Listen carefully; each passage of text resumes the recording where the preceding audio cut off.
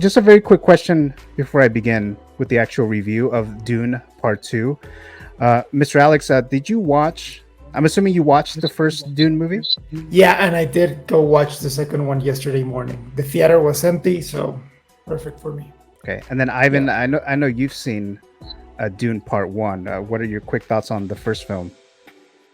Oh, it's a great movie. Really well done, and really excited to check out the second one. Maybe in a couple of weeks. We'll see. Great, great, great. So I watched it last Sunday. I had one of those early screenings or whatever. Nice. So again, this is Dune Part 2, starring Timothée Chalamet and Zendaya and a bunch of other actors. Austin Butler comes in here. So yeah, I absolutely loved the first Dune film. It came out in 2021. It was that year where Warner Brothers or HBO decided to drop all their movies into streaming at the same time as the theatrical run, which I thought was a dumbass idea. And I kind of turned out to be the case because box office wise, it just didn't do well. COVID was still an issue or whatever, but that was definitely not a good idea. But Dune still made it pretty significantly there. It still did pretty well considering that we had those issues with COVID and this platform, or the way that they decided to do release that first Dune film. And I thought it was great film, great score, and everything like that. It was almost my top film of the year, but I kind of enjoyed another movie just slightly more.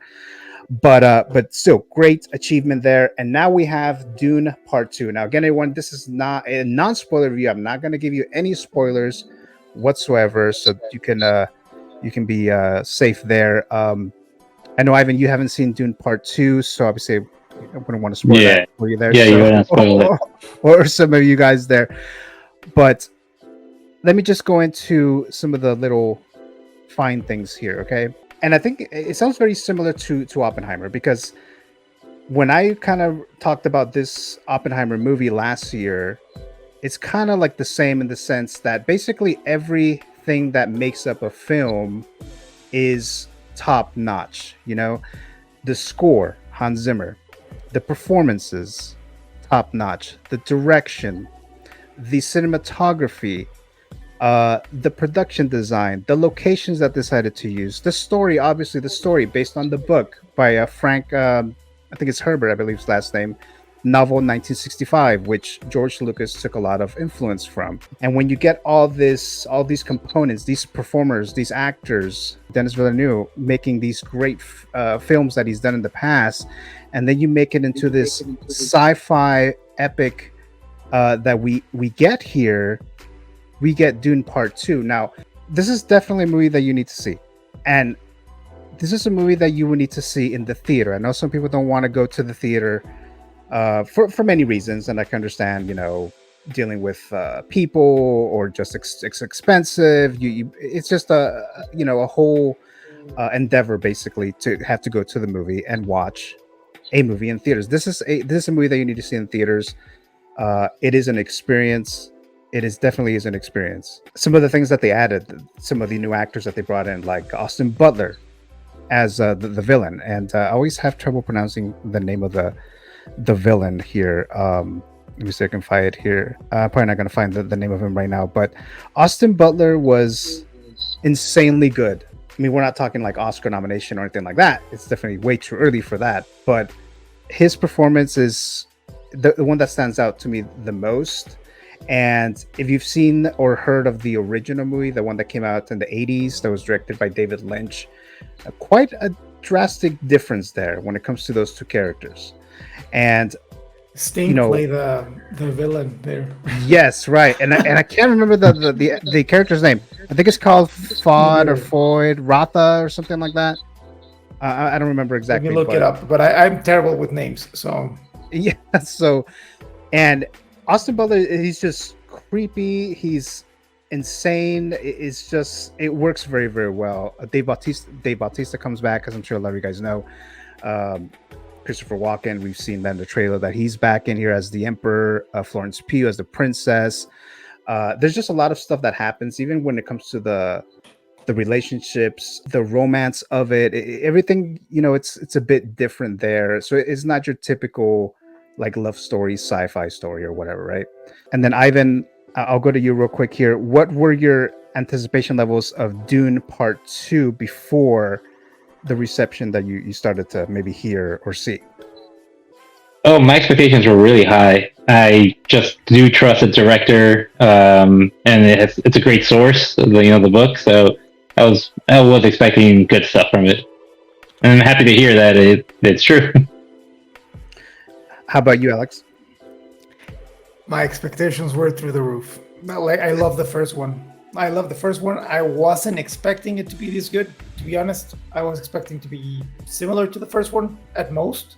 Mm-hmm. But this is really like, I think I was a little shocked when people were comparing it to Lord of the Rings and saying that it was just as good. Uh-huh. I think that for the time we're living, regarding cinema in general, it is like the Lord of the Rings of this decade.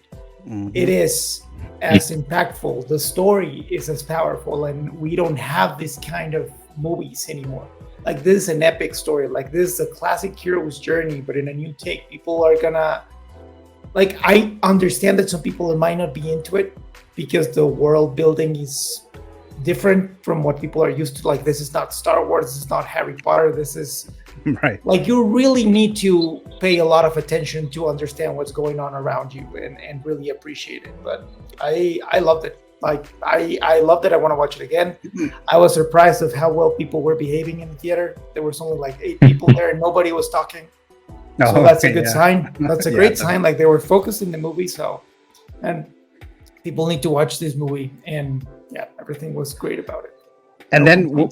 And then when I was going to start to talk about, because I was like, I'm going to review Dune Part 2, because obviously I saw it a few days ago, and I was like, I'm going to review it on Saturday, and I was like, okay, so let's contain the hype, let's not overhype it. Yeah.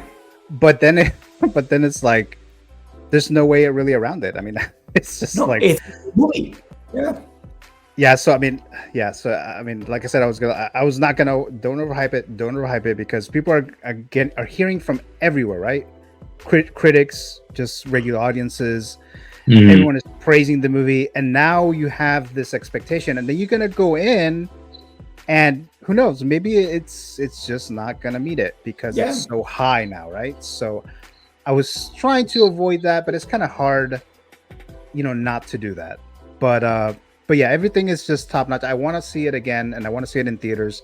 I believe a lot of the IMAX screenings are sold out in my area, if I understand. Kind of like with Oppenheimer. I do want to watch it again. There is a new Dune movie coming out, Dune Messiah. Denis Villeneuve is working on I think he's almost done with the script. I know Hans Zimmer is already working on the score. So that's coming. He said he's going to take a bit of a break because I'm sure this took out a lot from him to do Dune. Part 1 and 2. And then Denis Villeneuve, he kind of became like one of my top filmmakers in a very short period of time, because the film that actually really made me a big fan, like I like a lot of other movies that he's made, like Arrival, Sicario, and things like that.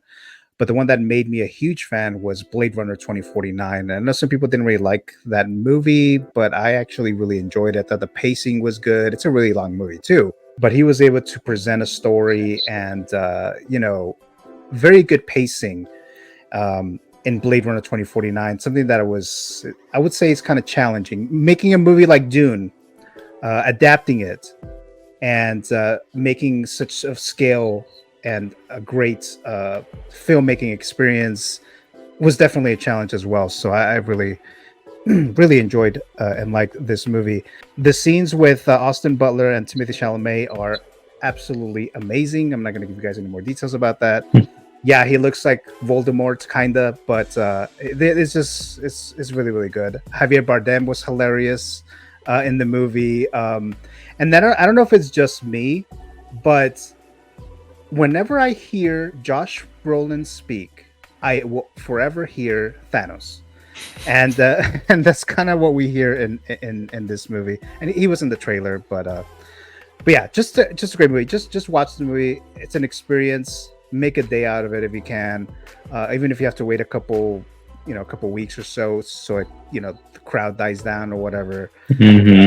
definitely don't miss this film. And then hopefully I'm not overhyping it, even though I kind of failed at doing that. But Ivan, do you have any other thoughts that you have for this? I know you haven't seen it, but any other thoughts that you have, or just in general with the franchise? Yeah, I'm excited to that this could continue to be a big franchise. And to me, even though I keep hearing praise, it's not. I don't feel like it's overhyped for me at all. No one's like saying like it's the movie of the century, nothing like that. You know, we just want a good movie, and that's what I hear. You know, quality, great story, great acting, like everything's about it, and that's exactly what we want. You know, like last time I remember hearing a movie being praised this much was the Top Gun Maverick. You know, like everybody said it was a great movie. You know, and watching it, you know, it was like, yes, exactly what I was expecting. So when I watched Dune Part Two, I feel like my expectations are going to be met, just because like it's just good. Like I'm not hearing nothing like the Dark Knight. Remember the Dark Knight? Everybody was saying like it was groundbreaking. I don't hear anything like that for this movie. So it's just a great movie. Great. That's what I want to see. The other thing that I was thinking, especially after watching Dune 2, is you know how this movie was supposed to come out last year. It was supposed to come out in November of 2023. Yeah. And now I'm thinking like in the Oscars race, it's like, so you're saying that we're gonna have Oppenheimer, Killers of the Flower Moon, all these films, and Dune Part 2 as a potential contender for Best Picture? And I know that I just watched this movie, but I would say that Dune Part 2 is the better film of Oppenheimer and Killers of the Flower Moon. And Killers of the Flower Moon was actually my favorite film of last year. I like both of them, obviously, but it just gave the edge a little bit. So, I mean, that's just what I would say when it comes to Dune Part 2. So it would be a crazy Oscar race had this movie actually come out last year. And like, would Christopher Nolan really get a chance of getting an Oscar, or would Denis Villeneuve? So it would be a whole completely different situation. So I was kind of thinking about that. Alex, any other final thoughts that you might have pertaining to this franchise? I think that they didn't release it on last year because there's the same studio as Barbie, and they didn't want, competition there, because obviously people would rather go with Barbie. Well, the majority of people. But this year, I think like that's why I feel that we can compare it with Lord of the Rings, because this can have as many awards as those movies did. Mm-hmm. This can be the fantasy movie of this decade, of this time of history, that will gain a lot of awards, and people will start taking fantasy and sci-fi seriously again. So. Yeah, the other thing that I heard about supposedly why they pushed Dune to 2024, the main thing was the actor strike, right? That they wanted to do the press and all the other stuff. Okay, that makes sense. And the other thing that I heard, which I don't know if it's true or not, but you know how Christopher Nolan left Warner Brothers because of the stupid idea they did with the whole I mentioned earlier about the streaming. Yeah. Mm-hmm. So I heard that it was supposedly let's push this movie to next year so that Christopher Nolan could get his Oscar, I don't know, tested or what, I don't know, like has a better chance of it. How much that makes sense, I don't know, but I've been hearing that online. Warner Brothers is trying to get Christopher Nolan back at this point in his first movie with Universal.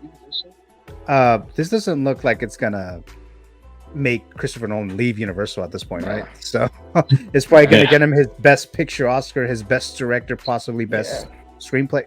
Yeah, I don't think that's gonna happen, but that was just a little side note there. Okay, so I'm sure a lot of you guys know, when I review films, I use the 3 S's. See it, stream it, or skip it. So obviously, Dune Part 2. I'm trying to find the little clip. That's why I'm kind of stalling. So obviously, Dune Part 2, Denis Villeneuve's masterpiece, amazing film, is a see it to the biggest screen that you can see, to the loudest theater that you can be at, and it's going to be an A-. That's the grade that I'll be giving it. Why am I giving it an A- and not, let's say, an A+? Because I just saw this movie and I kind of want to leave a little room so that if I can watch it again, it'll get to that point, or maybe it'll decrease, right? Because that's kind of how I do it. I don't usually give like an A or an A plus in movies, and I don't think I've done that ever. I don't think so. It leaves a little room in there. So that's just my little thought process there. Yeah. So see it, A minus. That's Dune Part 2. So let me get to the chat here, and then unless you guys had something else you wanted to say before we move on to the comments. Well, I like when I look at my YouTube recommendations, all the critics, like usually there's like some people that love a movie, and then there's like those really pessimist, really critical reviewers. I love when I see just a clean sweep of everybody saying like best picture or best movie of the year, the movie we needed, so I'm really happy. And even though I haven't seen the movie, I got like a little upset about your A minus. I was like, that should be an A or A plus. And I get it. I can understand. Yeah. Like I said, A minus. I give it enough wiggle room there. It'll probably get to an A. It'll probably get to an A plus. Okay, good.